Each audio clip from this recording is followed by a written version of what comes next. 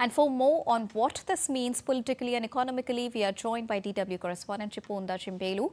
Good evening, Chiponda. What is the latest that you're tracking on this?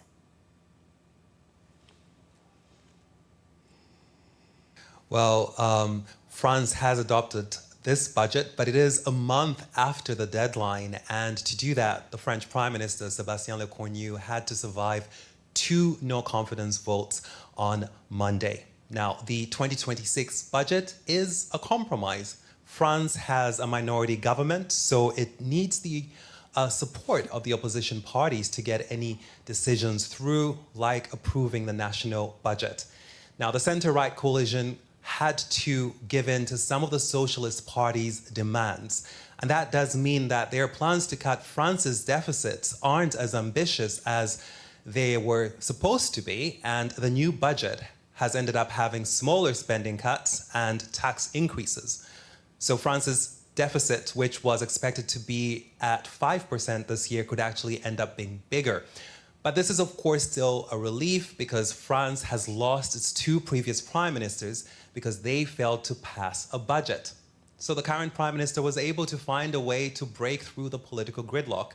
But France still has the largest government deficit in the Eurozone. And what could this budget approval mean for the wider Eurozone?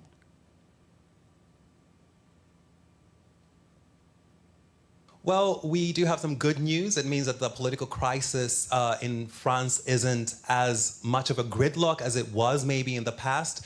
And of course, more political crisis has been averted, but it does mean that France will do less when it comes to reducing the deficit this year than it was supposed to be doing. And that is, of course, a bigger problem also for the euro area going forward. France is the second biggest economy in the EU, so its finances do have a wider impact on the euro area than, say, a country like Greece during its debt crisis. Simply put, France is too big to fail. And while it's not close to a debt crisis, putting off reducing government spending will only increase the problem. So France's high debt to GDP ratio is a major risk for Eurozone stability. And we have already seen that with the political crisis in France before. It did hurt the euro, say in October, for instance, when the euro fell against other major currencies after Prime Minister Lecornu resigned. He was, of course, reappointed after that, but that did go to show that what happens in France does affect the euro as well, and how France deals with its sovereign debt will very much have an impact on the Eurozone.